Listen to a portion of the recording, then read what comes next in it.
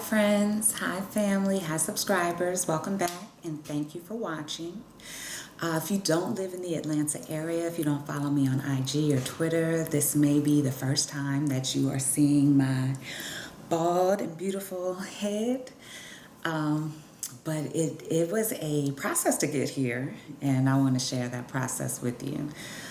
First, I wanted to shout out Joyce Arlene Plater Crutchfield, who is my mother, who carried a lovely 10-pound baby, and as a result had to have a C-section.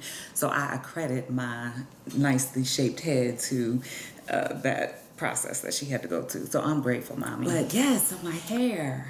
So I am on a chemo regimen of 2 drugs.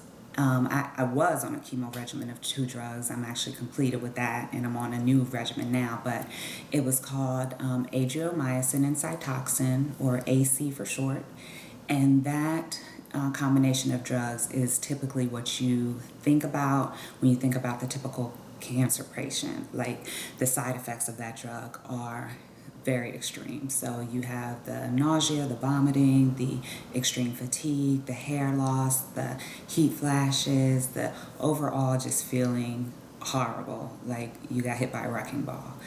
So the AC is ultimately the treatment that caused me to lose my hair.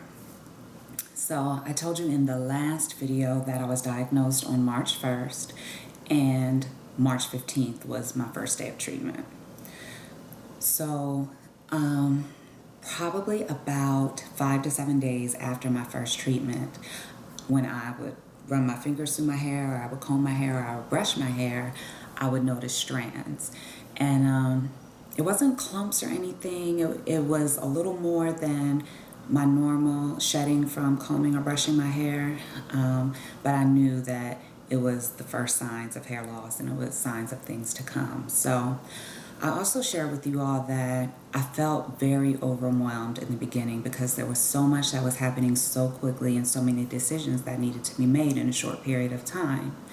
And so I felt as though that this was an opportunity for me to be able to take course of action that I decided. And so when it came down to my hair loss, I wanted to be the one that was in control. I wanted to be in the driver's seat of when I lost my hair and how I lost my hair. I thought it would be extremely traumatic for me to be in the shower and clumps of hair will be coming out, or for me to be blow drying my hair and clumps of hair will be coming out. And I just didn't want that. So I said, you know, I'm going to do it my way. I'm going to do it the way I want to do it. So I decided I was going to cut my hair before it came out.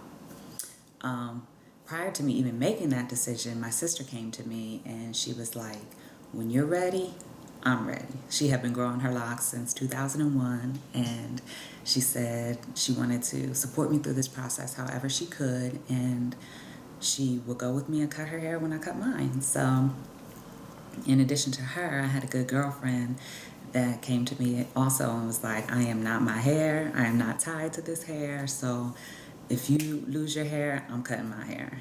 So I had a gang with me when we went to the salon, and we decided that we were gonna shave our heads. So, and I'm talking about, we got to the salon and it wasn't no cute little short bob haircuts, although after I washed and I had my hair blue dried and it was blown out and was looking great, I was like, But my sister had already cut her locks off, and they had already started taking the clippers to her head, and so it was too late for me to turn away. So I just had her turn me away from the mirror and said, go ahead and do your thing. So what I did at that time was I shaved all of this part, but then I left like a little security blanket. I had a little bang right here, and that was gonna be my security blanket until it wasn't a security blanket anymore, but I'll tell y'all about that in a minute. So I felt good though. I left the salon feeling in control, feeling like I was back in the driver's seat. I was feeling victorious. I was happy about my decision. I was so grateful for my friends who had come with me and support me and cut their hair as well. Posted pictures, but at that time, people didn't know that I was diagnosed. They just thought that I had wanted something different, and so, you know, people were liking it, but they didn't know the background behind it. So we left the salon, and probably I had another treatment the next week. And so after that treatment, my little security blanket failed on me, and it just started getting really thin, and it was shedding so much so that I was afraid to even touch my hair, because I'm like, every time I touch it, so much hair keeps coming out. So ultimately I had to go back and get the rest of it shaved off. So went back to the salon, got the rest of it shaved off, and immediately left the salon and went to the beauty supply store and bought a wig. I was like, I can't do this. I don't want to walk around looking like a cancer patient. I don't feel good about this. I'm going to just buy wigs. And my plan really was to wear wigs throughout the whole process. So that was the plan. So what changed in the plan for me was another girlfriend of mine who I dance with in my dance ministry at church also does photography. And she said she wanted to gift me with a photography session to kind of lift my spirits and to just have fun for a day, take my mind off of things. And I was really grateful for that. So I'm like, okay, great. So I got my makeup done and got some outfits, and I was feeling really good. And so the first outfit that I had a hood on it. So I wore the hood to the photo shoot. I wore it as we were navigating different locations to shoot at and through most of the shooting. But as the shooting went along, you know, I took my hood off in some of the pictures. And so that really was the first time that I had been out in public and my head was not covered. Speaking about being out in public and my head wasn't covered. So when I shaved my head, but I was still wearing wigs, I could not look at myself. I never had my head exposed, ever. I would take my wig off and put a scarf on. I would have a scarf on. I would have a shower cap on in the shower. No hair, but I had a shower cap on in the shower. Like, I never had my head exposed because I just couldn't look at myself. I never looked in the mirror. I had tunnel vision all the time when I walked past a mirror. Like, I can't see, I don't want to see it. I just didn't feel beautiful. I didn't feel confident. I didn't like where I was, and I didn't want to be there, and I pretended as though if I couldn't see it, it wasn't there and it wasn't real. So there was always something that was on my head. So when I got to the photo shoot, that really was the first time that I was exposed. And after the photo shoot, we went to brunch, and I went to the hostess stand to get our table and everything, and she's like, "You are so beautiful." And I was like, "Thank you." But you know, you can't always receive things that you don't believe. So I'm like, "Thank you," but went on about the day. And so we had brunch, we had a good time, and my hood was off. And for a while, I forgot that I didn't have hair, and there was nobody staring, and there was nobody whispering, and I was okay. I survived. I didn't die. I made it through brunch without a major catastrophe happening because my head was exposed. So that was the first time, and that was kind of the catalyst to get me to start wearing my head out. The next day, I had a doctor's appointment, and so I was like, okay, I'm gonna go to this doctor's appointment bald. I'm not gonna wear a wig. I'm not gonna wear anything on my head. So got dressed, got it all together, started to head to the doctor's appointment, and my mom was in the car with me, and she was like, "I'm really proud of you." And I was like, "Thank you." But again, if you don't believe it, you can't really receive it. So I was like, okay, I don't really want to talk about it. Let's not talk about it. Let's pretend that I'm not sitting here bald right now. So I went to the appointment, and my doctor was like, "You look beautiful." And so I started to get affirmation from people everywhere I went. But aside from the physical affirmation I was getting from people, I was also getting affirmation that had nothing to do with my appearance. People started telling me when they found out or when they would see me, they would be like, "I'm proud of you. You're strong. You're victorious. You have something to offer. You have a story to tell. You're powerful. You encourage me." And so people started planting seeds in me that didn't have anything to do with my physical appearance. And so I had to start reevaluating who I was. And so people on the outside could see who I was, but I couldn't really see that because all I could see was my physical appearance. And if you only get physical or compliments on your appearance, and then that gets stripped away from you, then you don't have anything else.